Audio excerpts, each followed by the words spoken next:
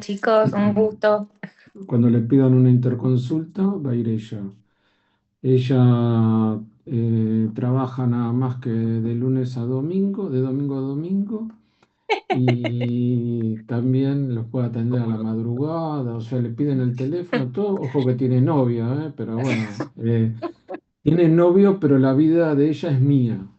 Por unos 3 años me pertenece. Qué Ajá. compromiso, ¿eh?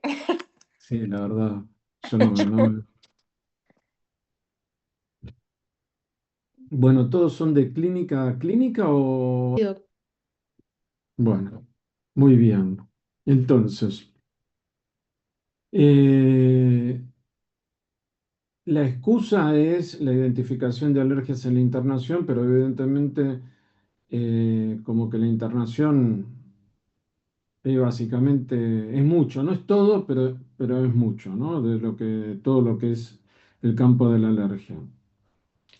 Y vamos con un primer caso que pasó acá en el hospital, que es una paciente que nos consulta. En realidad no me consultó a mí, sino que, eh, uy, estoy haciendo lío, disculpen. Ok. Bueno, una paciente que hizo una consulta con clínica médica, tenía que hacerse una cirugía ginecológica y la paciente dijo que era alérgica a la ensalada Waldorf. No sé si ustedes se ubican lo que es eso. A ver, que tengo unos problemas técnicos. Vamos a ver. Disculpen, tengo unos problemas técnicos.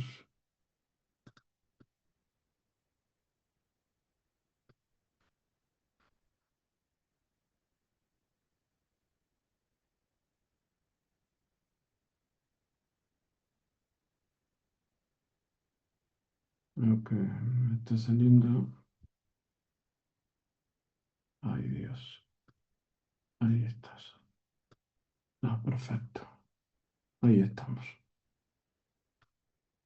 Buenísimo. Ahora estoy más tranquila, que los puedo ver. Entonces, esta paciente tenía un problema con la ensalada Waldo, que decía que cada vez que llegaba a fin de año que comía la ensalada Waldo, o varias veces en varios años distintos, se le cerraba la garganta. Muy bien. Entonces, antes de la operación estaba muy insistente con el cuadro, con esto. Y claro, ¿qué es lo que se hizo? Se la derivó a psiquiatría. Y entonces, básicamente, lo que dijo psiquiatría es que una paciente bastante desbordada y que, bueno, estaba muy nerviosa por el procedimiento quirúrgico, un procedimiento ginecológico. Muy bien, ¿qué pasó?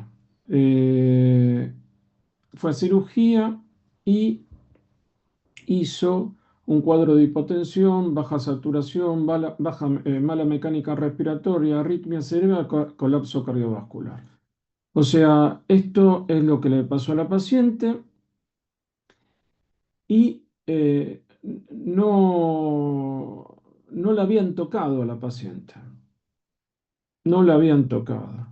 Entonces me llaman por teléfono, esto fue a los años de haber abierto el hospital, creo que habrá sido en el 2002, 2003, y me llaman el anestesista, me dice, mira, Gustavo, acá tenemos una paciente que está con un shock redistributivo, creemos que tiene una anafilaxia, pero puede ser esto psicológico. Y claro, digo, bueno, muy bien. Entonces me dice, no, lo que ella me dijo era que era alérgica al apio. Y entonces ahí yo le digo, bueno, mirá, lo que pasó acá es que el apio cruza con el látex y probablemente al entrar en un quirófano con látex, bueno, en ese momento había látex, pero en serio, ¿no? Porque después el látex fue disminuyendo en el entorno quirúrgico cada vez más hasta ahora que se usan guantes de nitrilo, pero en ese momento se usaban con polvo de látex, etcétera. Entonces, nada, eh, ¿qué pasó? Lo que pasó es que no se tuvo en cuenta las reactividades cruzadas y del látex, por ejemplo, con las proteínas del apio, y entonces, bueno, muy bien, esta paciente entró en un shock anafiláctico. Como les digo, esto fue un caso real y nos da pie para comenzar a hablar de lo que es la alergia. La alergia es una enfermedad muy prevalente, afecta alrededor de o más del 30% de la población. Vale decir que si hoy ustedes vieron 10 pacientes, 3 fueron alérgicos. Entonces tiene una prevalencia global muy elevada, y tiene un impacto clínico, por lo tanto, muy elevado y tiene una relevancia para el equipo médico muy importante porque nosotros tenemos que identificar a este paciente, evaluar si tiene riesgo o no, porque puede ser que no tenga ningún riesgo para la internación. Y si lo tuviere, bueno, tenemos que estratificarlo y tenemos que decir, bueno, a ver qué impacto va a tener en nuestra práctica médica. Muy bien. Como les decía, es más del 30% en los adultos, pero alrededor de un 27% eh, lo que hay chicos con alergia. Si bien parece que no es importante para una internación, saber si un paciente tiene rinitis alérgica o eczema o alergia alimentaria, bueno, esto no es del todo correcto, porque el alérgico es un paciente que se hace básicamente sensible al medio, al mundo. Entonces, el hecho de que nosotros empezamos a entender al paciente como que puede hacer reacción a cualquier cosa, nos puede llevar a entender alguna reacción que el paciente pueda tener en la internación. Por ejemplo, cuando le damos la dieta de comida, ¿no? Hay rinitis que son alérgicas que son por alimentos, por ejemplo, por el huevo. Entonces es importante saber qué alergia tiene y tratar de entender, como les digo, si va a tener un peso o no en la internación. Pero hay otro problema que es aún mayor. La alergia diagnosticada no coincide con la alergia percibida. O sea, los pacientes perciben más alergia de la real. Y este es un problema porque entonces, por ejemplo, para el caso de alergia alimentaria, se estima que casi un 20% de los pacientes creen que tienen una alergia alimentaria. Ojo.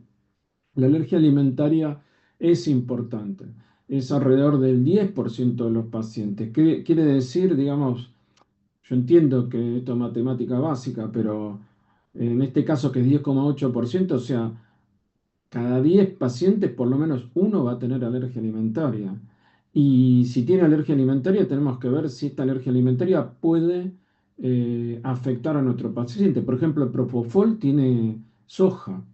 Bien, de la población general, esto bueno, va cambiando todos los días con respecto al látex.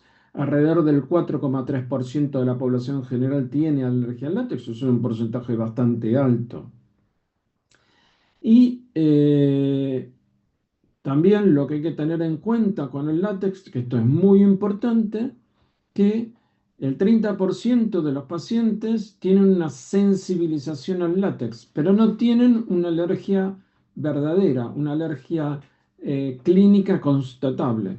O sea, hay un trabajo que es este justamente, disculpen, que lo que dice es que si yo le hago pruebas a un paciente, el 30% de la población, el 30% de estos pacientes van a tener pruebas positivas, pero solamente se puede probar una alergia verdadera en el 7,2%. Después ya lo vamos a ver en detalle cuando veamos el diagnóstico, la diferencia entre lo que es sensibilización y alergia clínica. Pero esto es posible. O sea, es posible que básicamente, para hacerlo muy resumido, que el paciente tenga anticuerpos que no sea un falso positivo de anticuerpos, sino que realmente tenga anticuerpos, pero que esos no representen una manifestación clínica. Muy bien, de penicilina vamos a hablar en detalle y de níquel algo también vamos a hablar. El níquel, por ejemplo, que es una alergia bastante común, que en general se estima que afecta al 17% de las mujeres, los hombres no es tan común, es un 3%, puede tener una repercusión. ¿Por qué? Porque un paciente que es alérgico al metal, podría ser una causa de una restenosis de un estén coronario, por ejemplo. O podría ser la causa de la falla de una prótesis de cadera o de un clavo que se le ponga para reducción de una fractura. O sea que, bueno, la alergia al níquel es un problema porque aparte el 17%, casi el 20% de las mujeres tienen alergia al níquel. Más de hecho, la mayoría de ustedes son mujeres y seguramente entre el grupo habrá muchas que tienen reacción con el arito.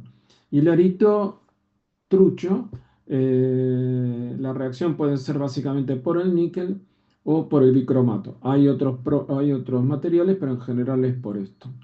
Entonces, la confirmación diagnóstica es muy importante para una gestión óptima del paciente. En el entorno hospitalario, ¿qué es lo que tenemos que esperar? Tenemos que esperar de 2 a 10 reacciones cada 1000 pacientes internados. Pueden tener algún tipo de reacción alérgica. Corresponde al 6% de los eventos adversos por medicamentos y, por ejemplo, es 1 en 3000 cirugías, la prevalencia de la anafilaxia, la incidencia de procedimientos quirúrgicos que producen anafilaxia. Si nosotros lo extrapolamos a lo que es la estimación anual del Hospital Universitario Austral y hacemos una proyección basada en 261 camas con una ocupación del 85 al 90%, con una estancia media de 4,5 a 5,5 días, tenemos anafilaxia perioperatoria, pero también tenemos anafilaxia en la internación. Nosotros tenemos dos casos, un caso centinela, que es una muerte en coronario por beta-lactámicos y hace un par de años por medio de contraste iodados. Debemos esperar que 30 a 190 casos de reacciones alérgicas intrahospitalarias. Esto no quiere decir que sean graves, pero quiere decir que van a suceder. Muy bien. ¿A qué agentes vamos a ver reacciones de hipersensibilidad? A antibióticos, a medio de contraste, a clorexidina, a látex, a vancomicina, a quimioterápicos, a opioides. Y ahí tienen los porcentajes. Bueno, en general antibióticos es un porcentaje importante dentro de todas las reacciones alérgicas. Entonces, con esto tenemos un primer examen, que me gustaría verles las caras, y me gustaría que, si quieren, me digan eh, qué les parece, ¿no? Eh, oh, bueno, entonces, eh, si diagnostico, si hoy vi menos del 5% de mis pacientes, o sea, si hoy vi 10 pacientes y no llegué a ver 3 pacientes con alergia, estoy muy mal. Estoy muy mal, no estoy reconociendo la enfermedad. Esto es un problema. 5 a 15%, estoy mal, pero necesito mejorar, pero por lo menos empiezo a detectar algo. 15 al 20% estoy bastante bien. Es decir, si más o menos en adultos se estima que el 30% tienen alergia, o en 15 al 20 está bastante bien. Y bueno, por supuesto, el 20% ya podemos admitirlo como especialista de alergia. Esto no hay ningún problema, nos llaman y enseguida le damos la solicitud de inscripción.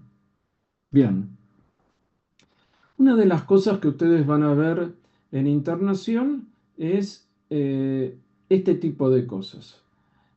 Por ejemplo, el 10% de la población dice que es alérgica a los beta-lactámicos. También uno lo podría decir de otra forma. El 10% de la población tiene una etiqueta que es alérgico a los beta-lactámicos. ¿A ustedes qué les parece? ¿Esto lo han escuchado? Sí, sí, varios pacientes que se internan tienen la etiqueta de alergia a beta-lactámicos no Bueno, documentada. bien. ¿Y eh, qué les parece? ¿Es algo que ustedes como lo ven muy frecuente? No, no. O sea, creo que es lo que estabas diciendo antes, que como que hay una sobre, o sea, la gente, hay más gente que piensa que es alérgica que la que realmente es alérgica. Y ustedes ven que tiene la etiqueta en la historia clínica, porque, a ver, el tema es este. Los estudios marcan, los estudios que vamos a ver un poco, marcan que hay un sobreetiquetado de pacientes con sensibilidad a los beta-lactámicos. Concretamente, eh, en los países desarrollados vemos este patrón. O sea, vemos que cada 100 pacientes, 10 tienen etiquetas como que son alérgicos a los beta-lactámicos cuando el diagnóstico correcto indicaría que uno solo tendría que tener la etiqueta. Muy bien. ¿Qué pasa si yo a estas poblaciones le hago preguntas? ¿Qué pasa si yo a estos pacientes empiezo a preguntarles si son alérgicos a los beta-lactámicos?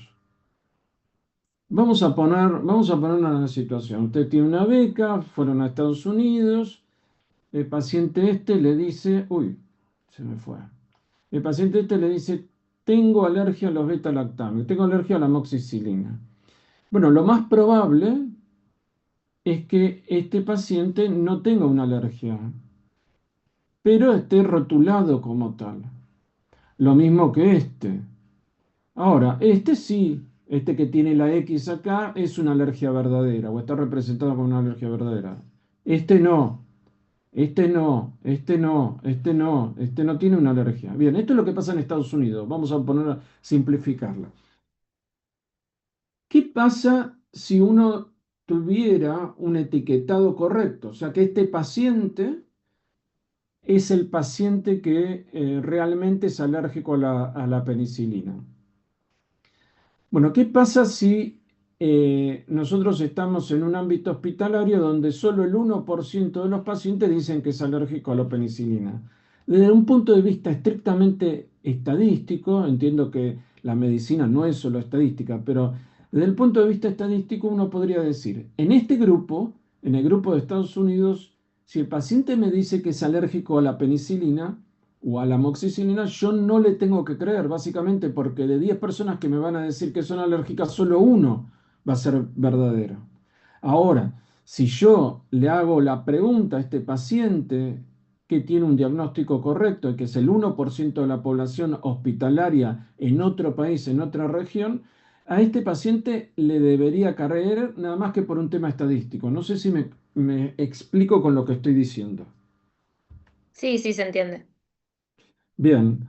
Eh, ¿Qué importancia tiene, Camilo, desde a la hora que vos le preguntes a un paciente en la cama si tiene alergia o no a la penicilina?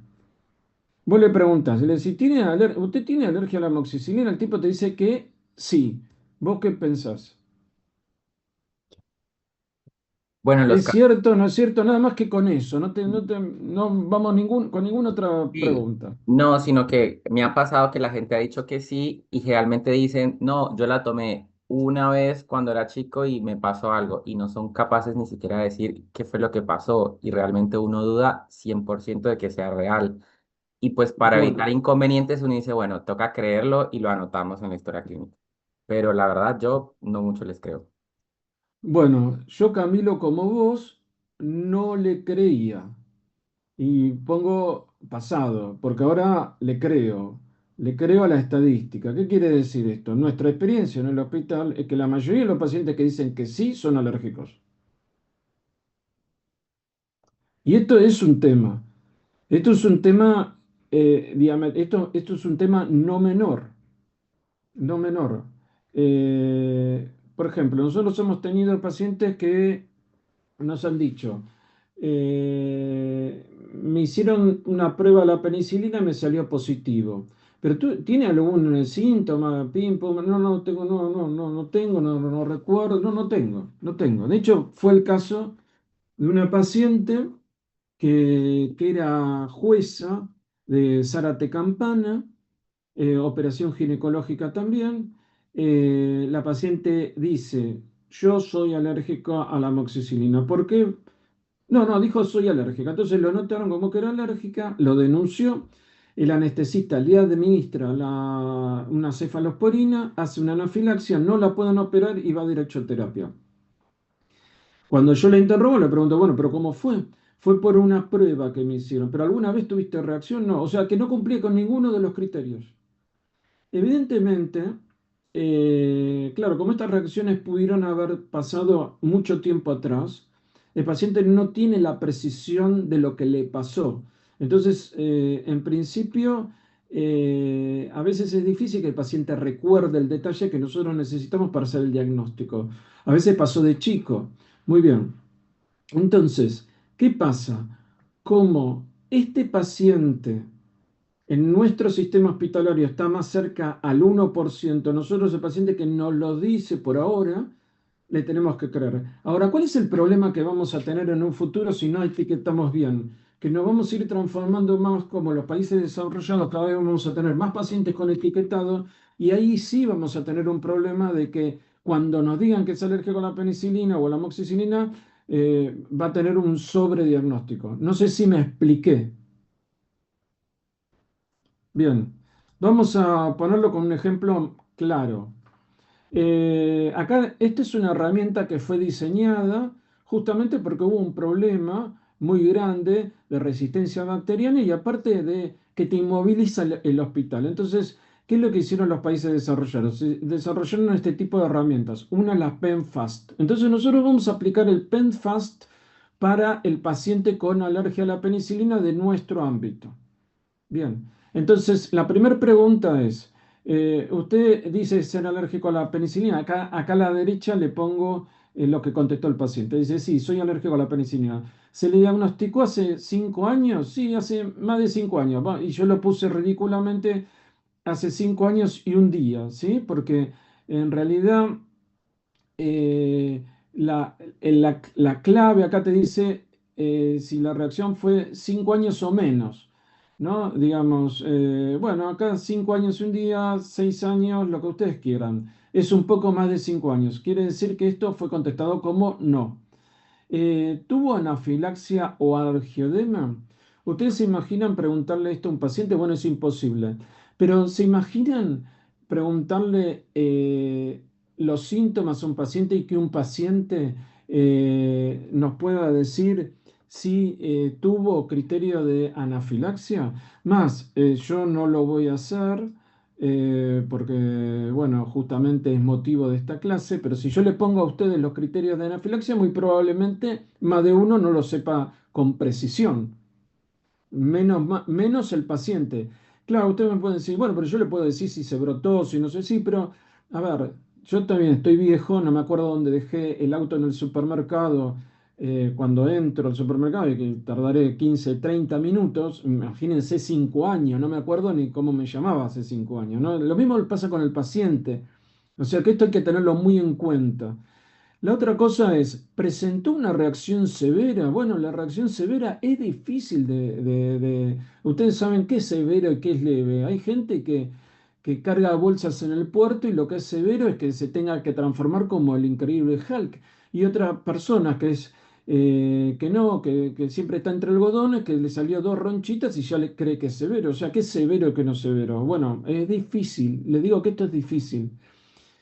En nuestro ámbito una reacción, que es el último punto, ¿requirió un tratamiento? ¿La reacción requirió un tratamiento? Bueno, no requirió tratamiento, pero ¿por qué no requirió el tratamiento? ¿No requirió el tratamiento porque no llegó al hospital o no requirió el tratamiento porque no lo necesitaba o porque lo necesitaba? Es difícil, es difícil.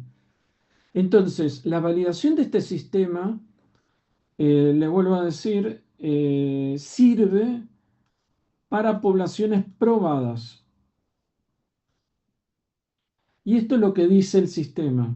Lo que dice el sistema es que básicamente, y por eso lo dejé sin traducir, lo que dice, hay que hacer una validación en las poblaciones que se van a aplicar, porque puede que no, lo más probable es que no se extrapolen. Y esto es una primera de las cosas que quiero llegar a, a mostrarles con el tema de alergia. La alergia es algo muy local, muy de las poblaciones. Y nuestra población tiene su alergia y no es tan fácil extrapolar la experiencia de otros países con la nuestra. Muy bien. ¿Qué es lo que pasa en el Hospital Universitario Austral? Bueno, nosotros tendríamos que tener 22.583 pacientes con etiquetado y tenemos nada más que 737. O sea, tenemos un subregistro. Si lo quisiéramos marcar gráficamente sería algo así. O sea que a este le tenemos que creer. Esto es dinámico. Si nosotros empezamos a ponerle etiqueta, rápidamente vamos a pasar acá y acá. Y vamos a tener que no vamos a saber qué estamos diagnosticando. ¿Sí? Muy bien. ¿Cómo estamos? Felipe Mota, ¿cómo estamos? Dormido. Ahí sí, a ver, despertate, Felipe. Miguel Álvarez, no, tampoco. Bien, Doc, pero Bien. mi cámara no sirve, así que ¿Y qué decís? ¿Qué te mm, parece lo que dije? que me sorprendió el enfoque de su clase. Ok. ¿Y qué te sorprendió? Pensaba que iba a ser más fisiología, diagnóstico, tratamiento y la verdad me sorprendió. ¿Y te sorprendió para bien o para mal? Pero bien, Bueno, te voy a desilusionar porque ahora voy a entrar en la fisiopatogenia. bueno, Y, y entramos en la fisiopatogenia. Muy bien. Entonces, pero a ver, entramos en la fisiopatogenia. ¿Pero por qué? Porque la fisiopatogenia va a tener una realidad clínica muy importante. Yo asumo que ustedes no se la pasan leyendo todo el día alergia e inmunología eh, como solemos hacer nosotros. Y está muy bien que así sea. Entonces yo le quiero dar herramientas para que por lo menos ustedes sepan pararse en la cancha, ¿no? A mí me gusta jugar al tenis. Y entonces me parece que el tema de pararse en la cancha es muy importante porque te ahorra muchos pasos, ¿vieron? Y a veces uno no tiene tiempo para ir al libro. Entonces, por lo menos decir, bueno, que no me ganen por goleada, a ver dónde me paro. Entonces, esto que vamos a hablar es dónde me paro. Y lamentablemente, el dónde me paro tiene que ver también con un poco con la historia. ¿Por qué? Porque en la historia ha cambiado mucho las clasificaciones, ha cambiado mucho los conceptos. De 1906 de von Pirquet, que acuñó el término de alergia, más un término fenotípico, se puede decir, o sea, algo algo más en síntomas, pasando por Coca y Cook, 1920, 1923. De hecho, yo no sé si ustedes saben que uno de los padres de la medicina interna es don Eduardo Ortiz de Landázuri, que fue un clínico muy destacado en la Universidad de Navarra, que un poco nuestro hospital fue inspirado en él. Y él fue uno de los que impulsó las especialidades médicas y en España estuvo un personaje que es el doctor Oehling, que fue el doctor Oehling, alemán, que lo sedujo don Eduardo para que viniera, para que fuera a crear la clínica de Navarra, y él se formó con Coca y Cook, que son americanos. Muy bien. Y fue tan importante el servicio de de alergología e inmunología clínica de la Universidad de Navarra que tenía su publicación propia, su revista propia. Era impresionante. Bueno, y después lo que ustedes vieron, Helicums. Ahora, ¿por qué viene la historia? Viene la historia porque la historia cambia. La historia cambia y no solamente con los políticos. Iba a decir con Cristina y con Milei, pero menos mal que no lo dije porque es algo inconveniente. Pero digo, sí va cambiando. Cambia y cambia a veces radicalmente. Y entonces, depende del momento en que nosotros estamos leyendo el paper, es que me dice una cosa u otra. Y eso también es algo que les quiero marcar, porque por ahí para los que no están leyendo todo el día esto, dicen, pero esto es así, vi este paper, vi el otro, ¿qué? Va, muy bien. Entonces, ustedes seguramente se quedaron en 1963, Helicums. Seguramente habrán visto las reacciones de hipersensibilidad, 1, 2, 3, 4, lo habrán visto en el ciclo biomédico, en inmunología. Bueno, eso ya no es del todo así. Pero hay una parte que sí, que seguimos manteniendo, eh, y vamos a ver una visión actualizada de esto. Eh, Tenemos una reacción de tipo 1, una de tipo 2, de tipo 3 y de tipo 4. Muy bien, la de tipo 1 es IgE mediada. Y tipo 2, que la vamos a ver, es IgG, IgM mediada, pero más IgG. La de tipo 3 por inmunocomplejos circulantes, en general es IgG, y la de tipo 4 que es celular. Acá lo importante, ¿por qué? Porque ustedes en la práctica van a tener que recordar esto que está marcado en negrita, el tiempo de aparición típica de la reacción, tipo 1, tipo 2, tipo 3, tipo 4. Muy bien. Ahora vamos a bucear en estas reacciones y les prometo que todo lo que vamos a ver nos va a servir para entender al paciente a la hora de evaluarlo. Bueno, vamos con la tipo 1. Miren lo que pasa en la tipo 1. El paciente se sensibilizó. Esto pasa en todas las reacciones de hipersensibilidad, de la 1 a la 4. Muy bien. ¿Qué quiere decir que se sensibilizó? Quiere decir que en el caso de ser anticuerpos, genera anticuerpos, y en el caso de ser células, genera células que van a reconocer específicamente a el alergeno o el antígeno. Muy bien, el tipo 1, que sin lugar a dudas es una de las más importantes por su frecuencia, eh, esto hace que aumente el nivel de IgE en sangre. Una vez que aumentó el nivel de IgE en sangre, esta IgE que empieza a nadar por la sangre se encuentra con unas células. Estas células que parecen unos extraterrestres son los mastocitos y están en los tejidos. Y cuando el alergeno se vuelve a meter en el organismo, se pega al mastocito vía IgE y degranula. Y al degranular libera los mediadores y estos mediadores van a llevar a las manifestaciones típicas de la alergia: el asma, la rinitis, la conjuntivitis y la urticaria. Tengan presente que la suma de todas estas enfermedades me va a dar la temible anafilaxia. O sea, esto más eh, un arresto cardíaco me va a dar generalmente me va a dar la anafilaxia. Bueno, yo tengo también mi corazoncito y entonces quería mostrarle a un amigo que se llama Mastocito y acá está una microfotografía, una microfilmación de cómo se degranula. A mí me gusta mucho el laboratorio y entonces me pareció lindo que por lo menos lo vean una vez.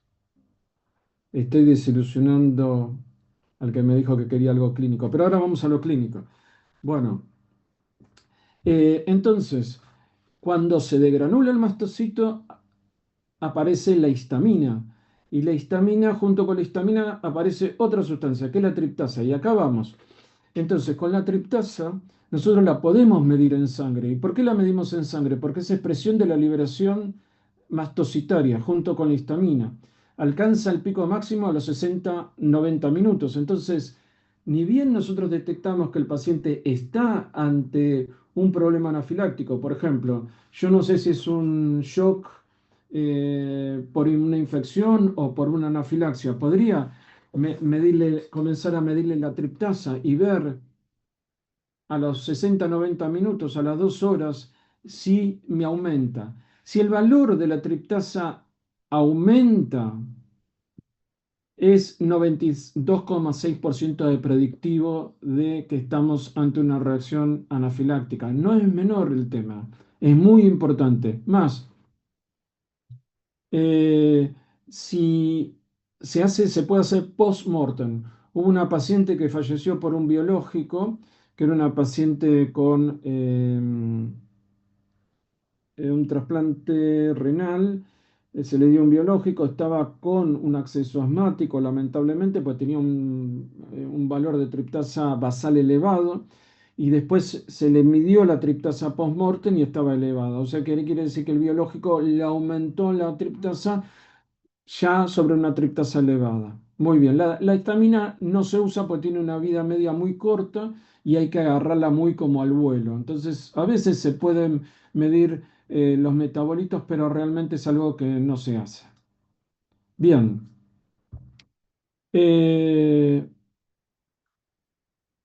entiendo que fue Miguel, ¿no? El que me dijo, gracias por, por no mostrarle gráficos de células y de anticuerpos. Bueno, a ver, ahí vamos. Yo te digo por qué te tengo que mostrar esto. Muy bien, porque entender esto significa después entender el laboratorio. Vamos a hacerlo muy rápido. Bien. Eh, disculpen, acá estamos. Entonces, bueno, disculpen, metí mal un dedo. Ok. Entonces, em, tenemos que los virus, las bacterias, la polución puede producir una disfunción de la barrera y esta disfunción de la barrera puede ocasionar que entren los alérgenos. Ahora, esto no solamente pasa con la polución, también pasa con un paciente estresado con la medicación. O sea, un paciente polimedicado, la barrera puede estar disfuncional. Después vamos a ver casos muy específicos, por ejemplo, con los AINES. Los AINES particularmente aumentan la permeabilidad de las membranas. Entonces, ¿qué pasa? Alergenos que el paciente normalmente no se enfrentaba, se empiezan a enfrentar. Y acá puede pasar que se empiece a enfrentar con algo que se llama la parte de la inmunidad innata, o sea, no específica, no IgE mediada. Entonces hay estos pumps, estos receptores que le dicen a la célula, mira, está entrando algo, y esto que está entrando parece ser un alergeno. Entonces le dice a la ILC2, mirá, parece ser un alergeno, activate el sistema TH2 IgE y empezá a reaccionar rápidamente, porque este IgE, todo este sistema, si bien se va a dar, no, por ahí no tenemos tiempo. Entonces hay que activar todas las alarmas. Y entonces este sistema innato activa todas las alarmas y empieza el paciente a hacer una reacción eh, que ya la vamos a ver, que es alérgica, pero no IgE mediada. Muy bien. Posteriormente se empiezan a reclutar más células y este sistema innato le dice, bueno, mira, necesito que vengan más soldados. Entonces vienen más células por medio de las quimioquinas. Entonces vienen los eosinófilos, los basófilos, los neutrófilos, los TH2, las células B. Empiezan a infiltrar los tejidos. Bueno, muy bien. Y a nivel local y a nivel sistémico se produce toda una cascada que se llama TH2, que en definitiva lo que significa es que las células plasmáticas, los CLB, van a empezar a generar IgE. Ahora, la IgE se puede generar de dos formas. Una, a nivel, se puede liberar a sangre y otra a nivel local. ¿Qué pasa? ¿Por qué explico esto? Explico esto porque puede haber una reacción parecida a la alergia IgE mediada, no IgE mediada por inmunidad innata. Y puede haber la producción de IgE a nivel local. En términos de rinitis alérgica, que esto justamente es de rinitis alérgica, pero se puede extrapolar a cualquier tejido. ¿Qué quiere decir la IgE a nivel local? Quiere decir que se produce a escasos micrones de la célula target. Entonces yo no la voy a poder dosar en sangre, pero el mecanismo es IgE. Muy bien. La alergia atópica es la alergia IgE mediada y todavía estamos con las reacciones de Haley-Combs. Es una IgE mediada. Y acá hay muchos ejemplos de alergia atópica, que es un poco lo que hablamos al principio cuando yo le mostraba el mastocito que degranulaba, etcétera. Ahora, hay mecanismos que son IgE independientes. Hay mecanismos de activación directa del mastocito y hay mecanismos que ni tenemos idea por qué suceden. Pero todos tienen un fenotipo, una forma de expresarse bastante parecida. O sea, el endotipo, que es esto, nosotros no sabemos cuál es, a veces no sabemos cuál es el mecanismo. ¿Y por qué esto es importante? Es importante para el diagnóstico y el tratamiento. Porque si nosotros logramos descubrir cuál es el mecanismo, vamos a poder pegarle exactamente con la droga indicada. Hoy hay muchos biológicos y estos biológicos nos permiten hacer lo que se llama la medicina de precisión, la Tailor Medicine, o sea, una medicina ajustada al paciente. Bien. Otra cosa más con respecto a la IgE. Ustedes saben que nosotros muy frecuentemente los vamos a visitar para hacer pruebas de desafío. ¿No, Nancy Cabrera? Se durmió. Sí, Sí, ahí está. no, no, Sí. se despierta. ¿Hacemos desafío, Nancy? Sobre todo esos pacientes se van en el sexto piso. En el sexto piso. ¿Vos viste alguno con desafío? Un montón. Un montón. Bueno, esto que te voy a mostrar, Nancy, es un gráfico que no tiene que ver con el desafío y tiene que ver con el desafío. Miren ustedes qué interesante. Este es el riesgo de tener alergia y esta es la dosis de exposición del alergeno. Lo que te dice es que un individuo tiene bajo riesgo de tener alergia cuando a pesar de que se expone al alergeno, eh, el riesgo de alergia empieza a aumentar, porque esto también hay que tenerlo en cuenta. Tanto el individuo de bajo riesgo como de alto riesgo si le doy mucha exposición, va a terminar sensibilizándose. Ejemplo, mielomeningocele. Bueno, todos son de adultos, algunos pediátricos, pero el mielomeningocele normalmente, que es un paciente que necesita múltiples cirugías, se hace sensible al látex. Y eso está bastante bien descrito. Aun cuando el paciente no tenga una predisposición genética a esto. Entonces, si hay una exposición muy importante, aún en un paciente tipo individuo A con bajo riesgo, lo voy a terminar sensibilizando.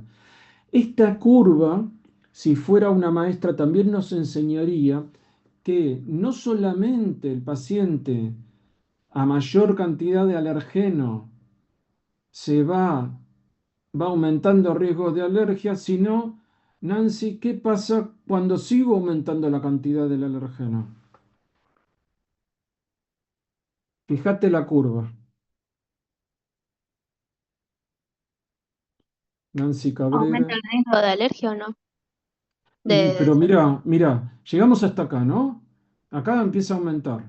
Aumenta, y sigo aumentando la dosis del alergeno, la exposición, ¿no? Aumenta. Y llega un momento que no aumenta, empieza a bajar. se ¿Te parece, desarrolla, te parece que es importante? sí, Para, porque más allá de cierta dosis de alérgeno es como que se desarrolla una tolerancia, puede ser. bueno, ahí abajo yo les di una pista y está muy bien. Acá tenemos dos parámetros que son muy importantes para la práctica médica de todos los días de ustedes. Esto es fundamental, se lo tienen que grabar. Acá hay dos problemas. Uno es el agotamiento y otro es la tolerancia. Hablo de los dos rápidamente. Agotamiento. Supongamos que un paciente, estamos ante un shock anafiláctico. ¿Qué hice? Le di una gran dosis de alergeno, saturé el sistema y una vez que saturé el sistema, el nivel de alergenos baja, el nivel de anticuerpos baja abruptamente. Y muy probablemente aparezca un periodo de anergia, un periodo donde el paciente ya no reacciona. Por eso, en las guías institucionales ustedes van a ver que después que habla de un periodo de 3 semanas. No sé si lo vieron eso en las guías institucionales. ¿Qué quiere decir? La guía institucional le dice, supongamos, tomemos el fármaco amoxicilina. Si el paciente tomó amoxicilina, hizo una anafilaxia y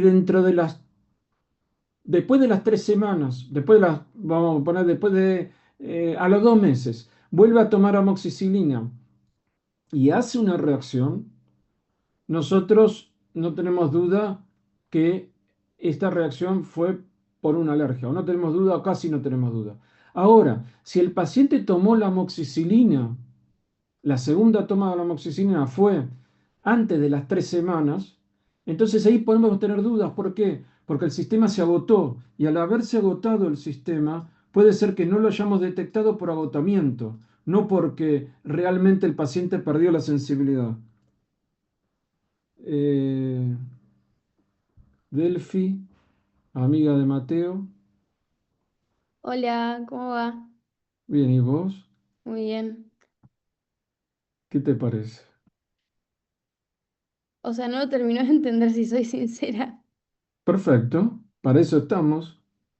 O sea, si le puede ¿Quién dar se lo otra vuelta explica? para que lo entienda, me parece mejor. ¿Alguien se anima a explicarlo? Muy bien, vamos con el concepto. Riesgo de alergia.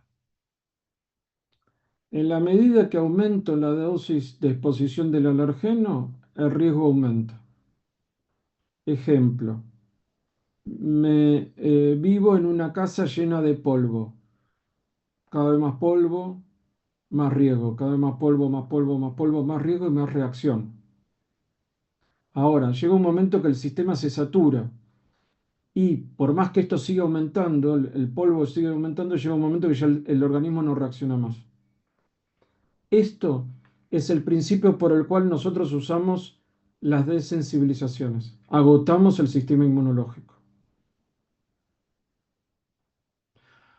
Por este mismo principio, si yo quiero hacer una prueba de sangre a este nivel, cuando el nivel de anticuerpo baja, probablemente tenga un falso negativo. Ahí, Delphi. Ok, sí. Y eso sería agotamiento. Igual lo vamos a ver. Eso sería agotamiento. Ok. Tolerancia es lo que hacemos con los tratamientos de alergia. O sea, tolerancia es ya generar en el sistema inmunológico que nada, que el organismo permanezca con una tolerancia, o sea, que se hacen tratamientos a largo plazo, por ahí a 3 años, y el paciente se desensibiliza en forma más o menos permanente. Bien. Pero hay muchas más cosas más allá de la IgE, o sea, hay muchos mecanismos que están subyacentes, ¿sí?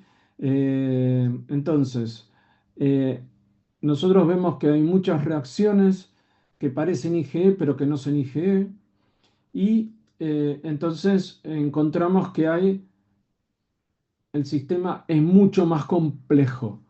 Tenemos una vía que es IgG, una vía que es complemento, y una vía que es de activación de mastocitos, por solo citar tres.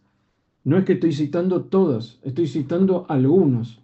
O sea que cuando ustedes creen que están hablando de alergia y creen que están hablando de IgE, puede que no estén hablando de IgE, sino que estén hablando de otra vía que por los síntomas parece IgE, pero por el mecanismo no es IgE mediador.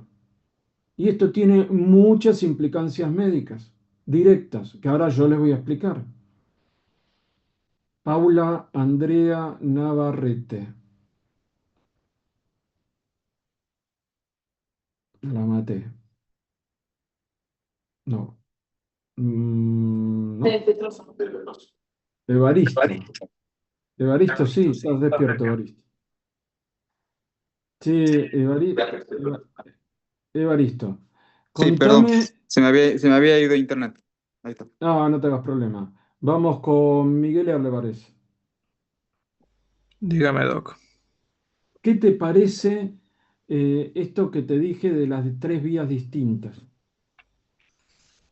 Bueno, ya me había conocido previamente la tercera de la directa porque en el pregrado me habían hablado de pacientes que tenían alergia al calor y todos nos reímos, pero el profesor salió con un artículo que mencionaba que en choque de calor se activan los mastocitos de forma directa, causando una reacción similar a la IgE, por lo cual esa ya Bien, la conocía. perfecto. Entonces, esa vía que vos estás diciendo no es ninguna de estas, pero Bueno, existe.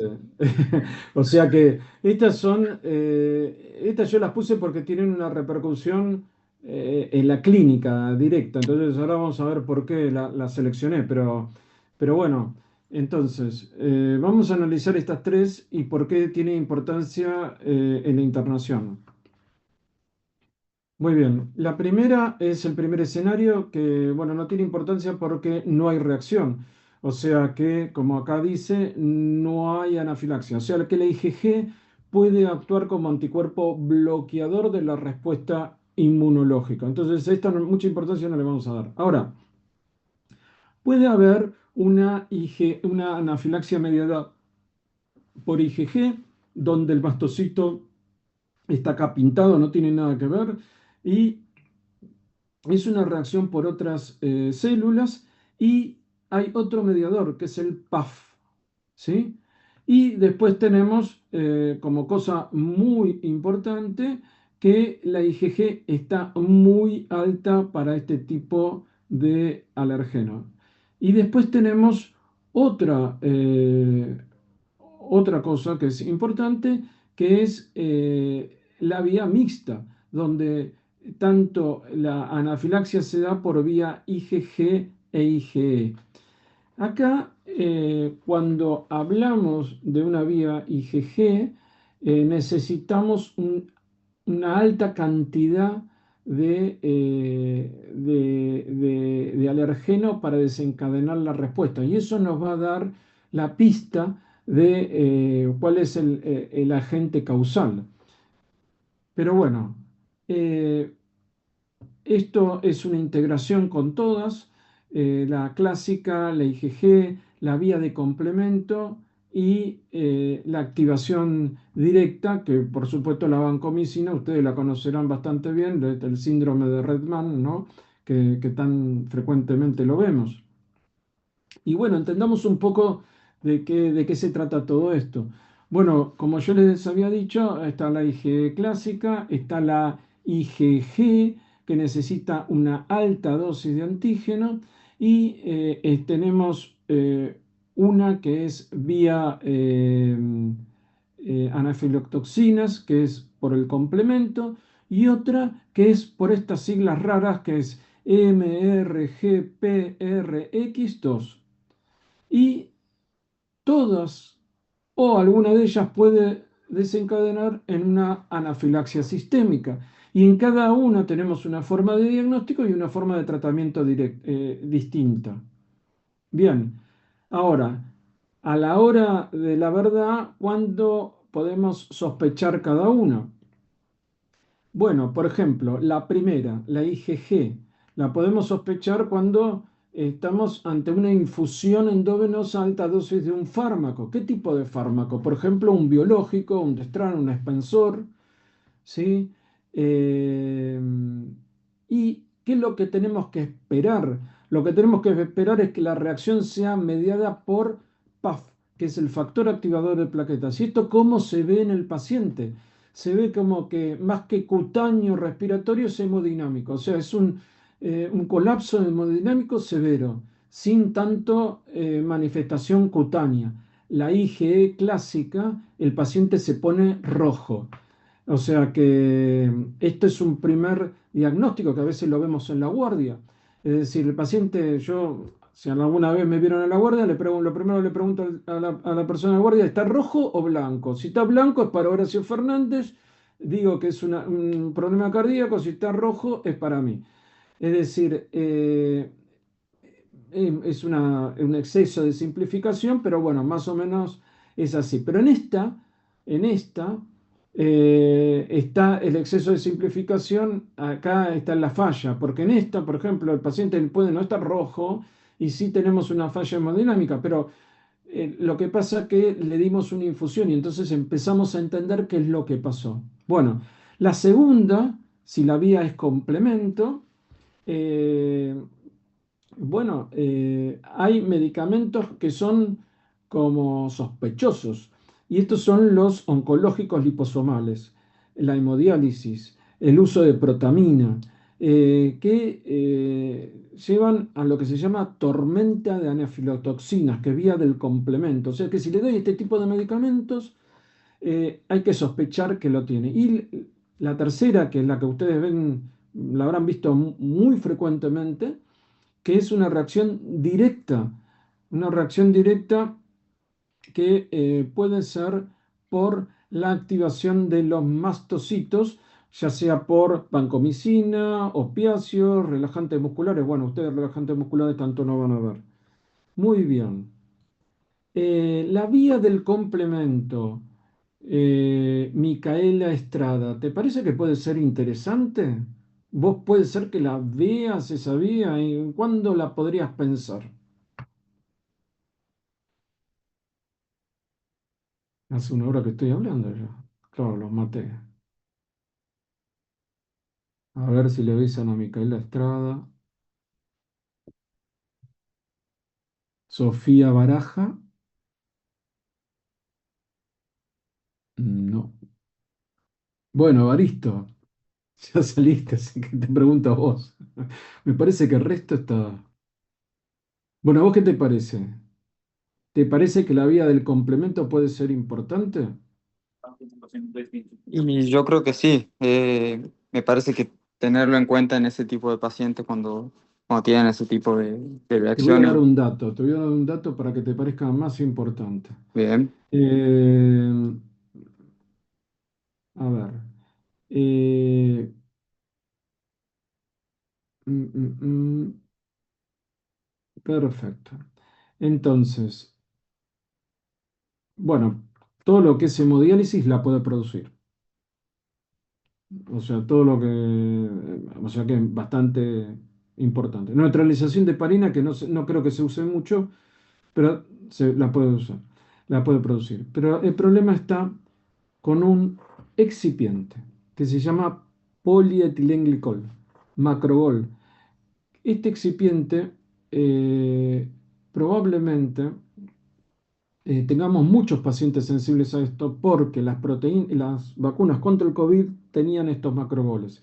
Y ustedes no sé si se acuerdan que durante la epidemia y después de la epidemia hubo reacciones alérgicas a las vacunas y los agentes causantes de esto fueron los macrogoles.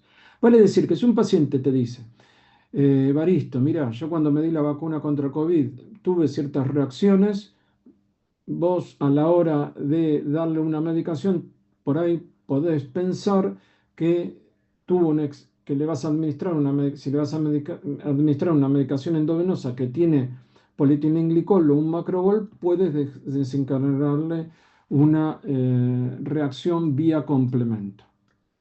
Bien, muy bien. Bueno, después tenemos las reacciones tipo 2 que son de citotoxicidad mediada por anticuerpos, o sea, básicamente es anticuerpos que eh, se generan eh, contra epitopes de la membrana celular y se produce una reacción antígeno-anticuerpo y termina en una lisis. Puede ser mediada por el complemento, hay mediada por células, o sea, puede haber células que vehiculicen esa lisis, como pueden ser las púrpuras, puede intervenir la célula NK. Bueno, hay varios escenarios de la tipo 2. Bueno, eh, hace unos años, muchos, la fábrica de Ford, no sé si la ubican, que está sobre la Panamericana, eh, se le ocurrió administrar vacuna antitetánica a todos los operarios todos los años. Y José del Castillo, ¿a vos qué te parece que pasó al tercer año de haber hecho esa política de administrar la vacuna antitetánica a todos los operarios?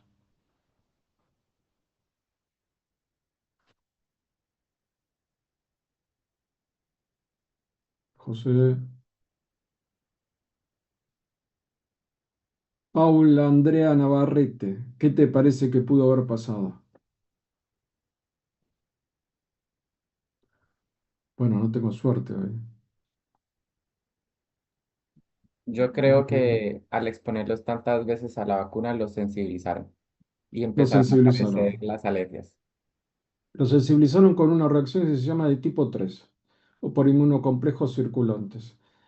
Esto es el motivo por el cual no se puede dar una vacuna, no se puede dar un exceso de antígenos cuando hay anticuerpos porque puede tapar los vasos. Y esto es bastante peligroso y es algo que hay que tener en cuenta. Esa es la reacción de tipo 3.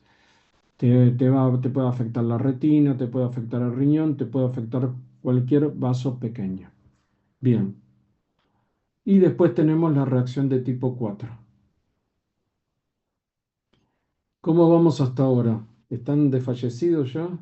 A ver, Cris, decime cómo está la cosa. ¿Está para descansar 5 minutos o está para que siga otra hora más? Está A para seguir Paula, otra hora más, está muy buena la clase. a Paula Morano la maté, ya la destruí a la mujer. Sigamos, sigamos. ¿Seguro? Yo sigo, miren que no. Siga. Que nada te detenga. Igual, bueno, si no lo podemos volver a hablar. Lo que pasa es que el tema es gigante, no hay forma de achicarlo, ¿sí? Pero bueno, bueno, reacción tipo 4. La reacción tipo 4 que por ahí ustedes creen que bueno, no es algo tan importante, es una reacción mediada por células, es la del arito de níquel, que yo les decía que se producía, bueno, es mediada por células, es una reacción retardada que se da después de las 48 horas. Muy bien. El problema es que hay una reacción que se llama dermatitis de contacto sistémica. Y ustedes me van a decir, bueno, pero esto qué importancia tiene. Bueno, el problema con la reacción de dermatitis de contacto sistémica es que un paciente que es alérgico al níquel puede hacer una reacción tipo 1, 4 y 3 a la vez. Entonces, ¿qué quiere decir en buen romance? Que el paciente que es alérgico al níquel ingiere níquel y puede hacer una reacción asmática. Le ponemos se pone un piercing que tiene níquel, puede hacer una reacción asmática. Le ponemos un stent coronaria y puede hacer una anafilaxia. O sea, y de hecho por eso los stent tienen medicamentos, para evitar la restenosis. Muy bien. La dermatitis de contacto sistémica es una mala nomenclatura para algo que... ¿Por qué es una mala nomenclatura? Porque te parece que es algo circunscripto a la piel, ¿no? Es como medio esquizo, ¿viste? Porque por un lado te dice dermatitis y por otro lado te dice sistémica. Bueno, pero es así, la nomenclatura es esa y no la podemos cambiar. Bien, ¿esto quedó claro? Si un paciente que tiene alergia al níquel consume chocolate que tiene alto contenido de níquel, podría producirle una reacción severa. De hecho, por ahí creo que está Maldonado Tatiana, no sé si está Tati, ahí está. Ella hizo un desafío en una paciente con níquel, si querés contarlo. Sí, hola.